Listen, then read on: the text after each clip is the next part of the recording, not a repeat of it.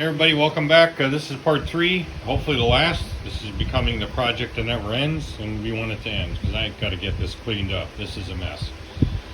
Alright, so sorry about the fan in the background. I failed to mention that yesterday and the day before that whenever I was filming, but it's hotter than hell down here. So hot you could fry an egg on Telly Savalas's head, assuming he was alive. So basically, this is what I am doing today. That wasn't funny. Yes, it was. I'm doing these plates that go on the bottom of the, what do you call it? I don't know what they're called. They go on the bottom underneath the leaf spring, and this clearance hole is for that stud, dealio that comes through. It's a nut that holds that pin in place up there. You see that pin? And these are what the U-bolts. I keep calling them C-clamps. I don't know why. The U-bolts go through and pinches the axle between the spring. I couldn't really find the right ones. In fact, I'm not terribly 100% happy with these U-bolts, but they are okay. They're a little bit wider for the square tubing than I like, but it ain't going to go anywhere because of that pin. So really all I have to do is drill these out. These are 3/8, so it'll go a little bit bigger. Or maybe the 3/8 drill will cut big, who knows. And I have it all laid out already. And then once I do both of them and drill them out, we'll come back. I promise. You don't need to see any more drilling or grinding or welding in this project.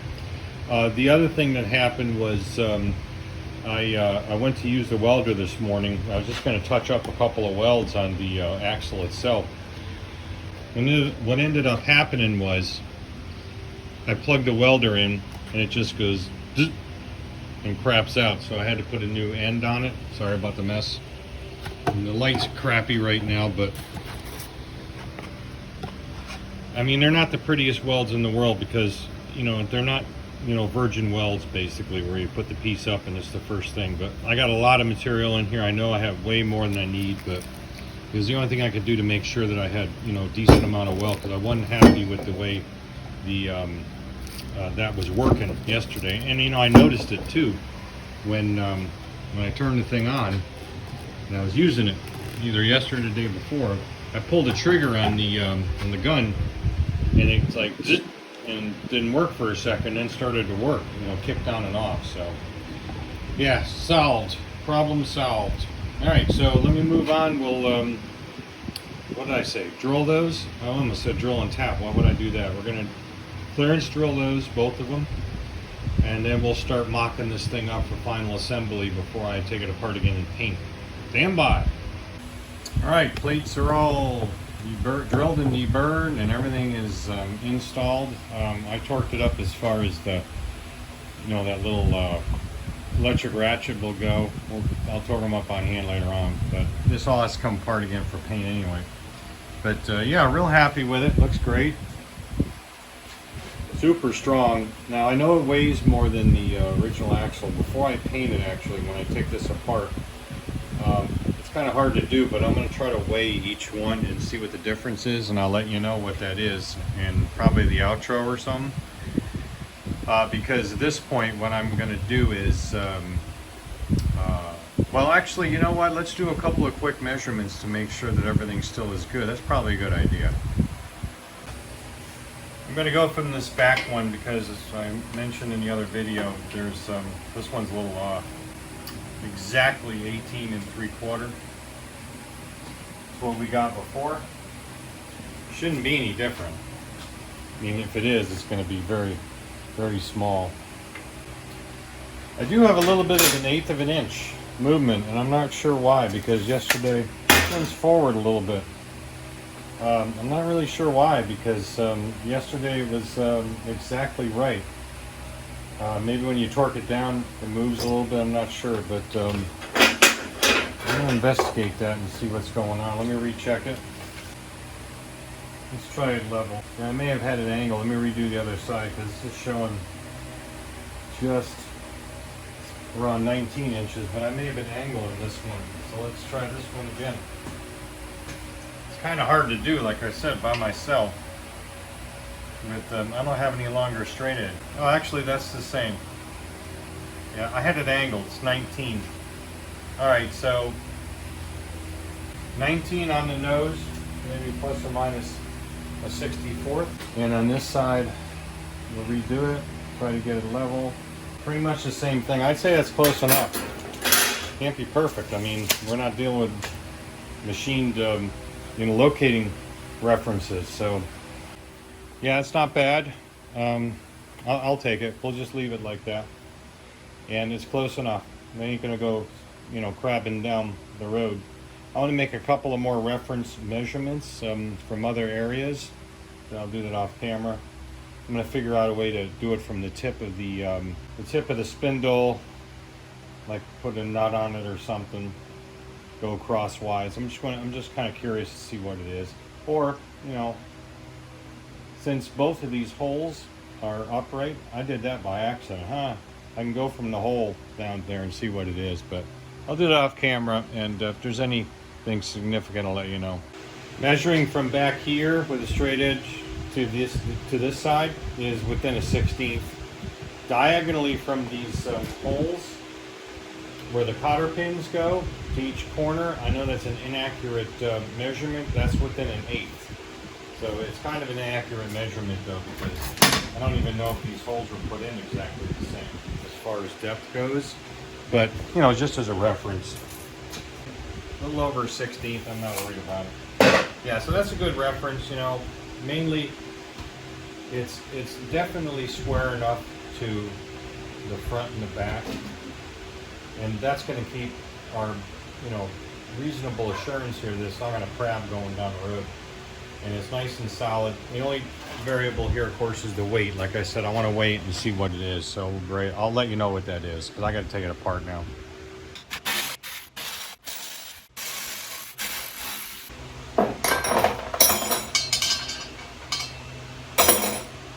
The new one I built weighs 23.4 pounds. The old one weighs a pound less, 22.4. So we're not really adding tremendous amount of weight either, and I know we have a hell of a lot better strength than that crappy U-channel with a lot of flex to it that I had to beef up. So just a pound more, and that's set up exactly the same with the spindles. I'm sorry, the hubs, the bearings, and but nothing else. So I'm doing a fair comparison. Now the other thing I failed to mention was about the old spindle. Just kind of another reason for doing this. Probably a good time as any to explain it. When I first was working on this thing, I used a micrometer and checked the actual OD of the spindles themselves. And the bearings, even these good FAG bearings, are loose on one of the spindles, because whoever turned this particular spindle down in manufacturing, I think went about 3 or 4 thousandths too much. So they're a little small. So it's very difficult to get the the play right on one side or the other. I can't remember which it is, but it's just crappy manufacturing, and surface finish on them sucks. And so I was really kind of happy to get rid of it and get some higher quality. Now, as I've said before, we can just go source a bearing anywhere we want. So, all right. Looks like it's going to try to rain out there, but I'm hoping I can get it on this cart, and we'll degrease the stuff and give it a quick shot of paint. Then I'm going to head down to the bearings place in Sarasota and pick up proper bearings for it, and then I can put this thing back together, because I need to get this thing off the lift and get onto other stuff.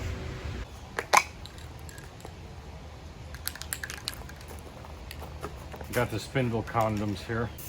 This is satin black, not gloss black.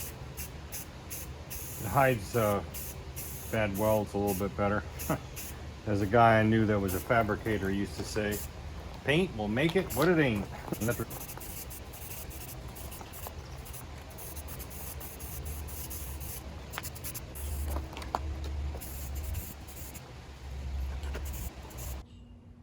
Okay, hey folks, so just want to close this video out with an outro here and summary. Okay, we have we're done. Everything's tight, painted, as you can see. That's torqued up. These will be retorqued at a future time after it sits for a while, or maybe after first use, one of the two. So let me tell you what we got here. We've got coil bearings for the wheel bearings at Bearings Marketing in Sarasota. These are pretty expensive, about 17 and change per box you're looking at right here. I needed 4. Bearings on the inside and outside are the same. I did that, well, I'll tell you why I did that. It segues into this next part. There's 3 reasons why I wanted to do this job. The first reason is because of serviceability. As I mentioned several times in the past videos, you're never going to find these metric bearings on the road. It's just not going to happen. You can find them on Amazon. If you're laid over somewhere, broke down, you'll be able to get them. Unless of course you break down in front of a specialty bearing store or place, then they'll have them. Harbor Freight ain't going to have them. Nobody else. So that's number 1. Number 2 is the fact that we have, I mentioned that these spindles are not cut exactly right. I don't remember which one it is. One is good and one is under dimension, under diameter. And so the bearings are a little sloppy on it. Never liked that, all right? So I always wanted to correct that somehow. The only way to do that is replace a spindle, and you ain't going to do that. And number 3, that leads me to this again, is the flimsy part of this axle. The way they built this is just pretty crappy. Remember, I added this V-channel for stiffening it. He said stiff. And that helped a lot, but this thing is just flimsy as hell. As compared to this, hell of a lot more beefy, and only 1 pound heavier, which I thought was pretty cool. For grease, what I use is I like to use Lucas products. So this happens to be marine grease, is tacky marine grease. I normally use tacky red, but they didn't have any in stock. I go to Sturdy Built Trailers here in town, and great place, not a sponsor. Highly recommend. They do mail order too. And they just didn't have any, so I got this. They said, look, it's the same shit, it's just got an additive in case there's water that gets in there. So hey, you know what? All the better.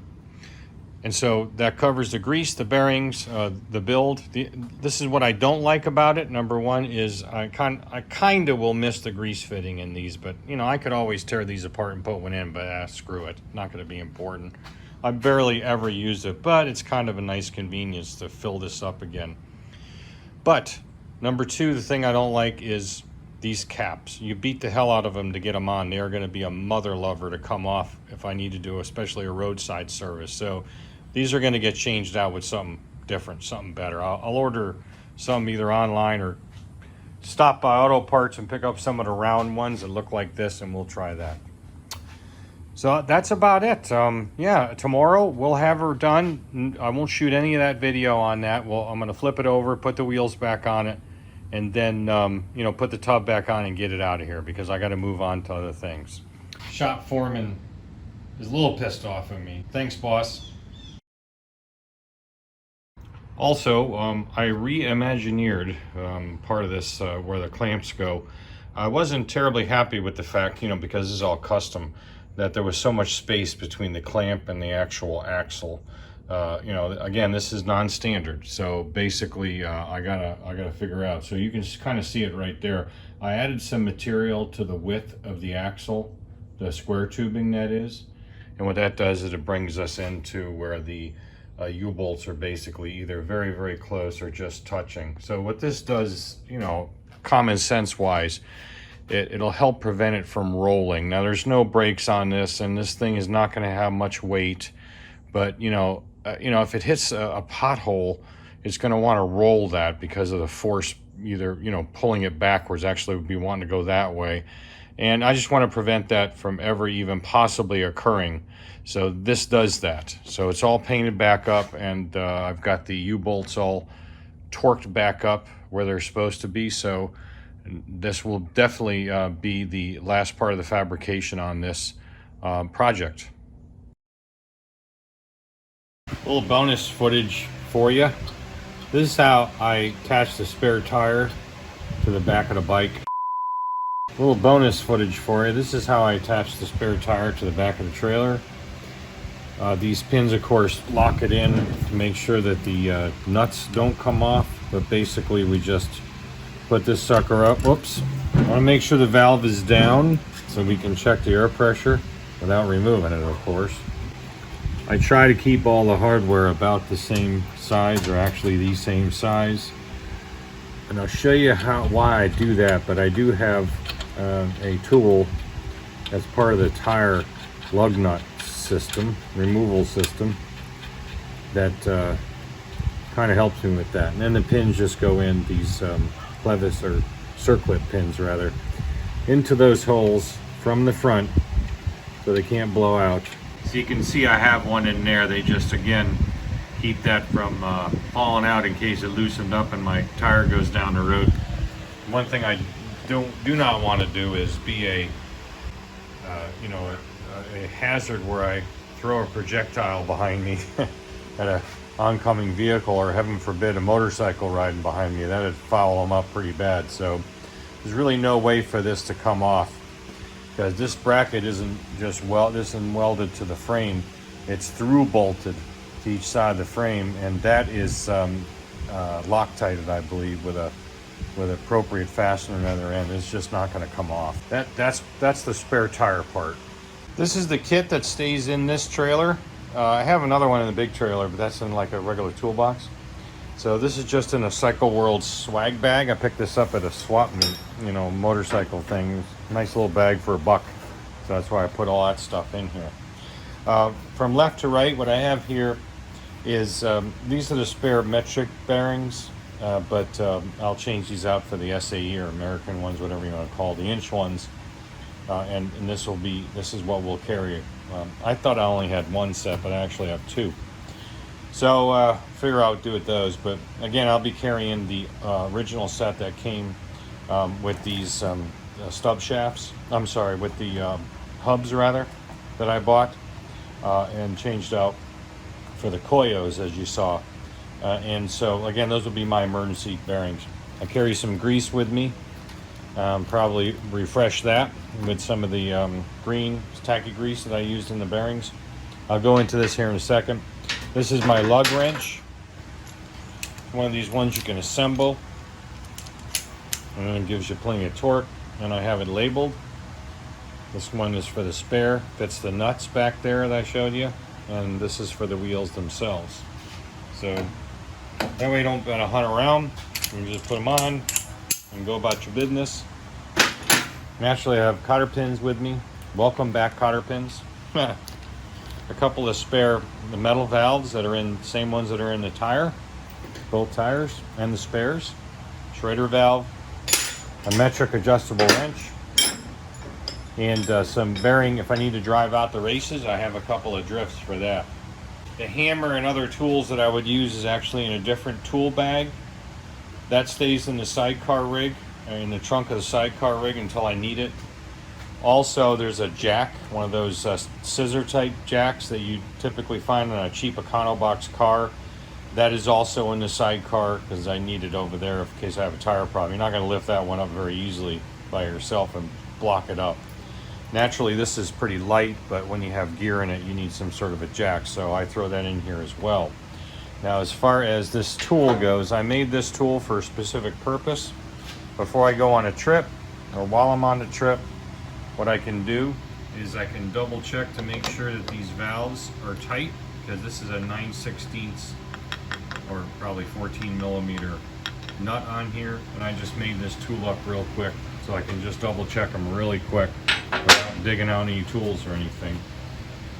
And the bag that the lug wrench sits in is actually an old inner tube that I made with some Velcro just glued on there with some stupid glue, and it just keeps it from banging around, doing damage or anything, kind of quiets it down going down the road. So again, that's the kit that I keep in this trailer and take it on long trips or short trips with, augmenting with the other stuff that I described that I bring with it, like the jack and the other tool bag. And now with all that, we can say we are 100% done. This is how it sits in its normal towing configuration with the cooler that I use on it. And ready to go and ready to enjoy a new adventure. Hope to see you there. Thanks for watching.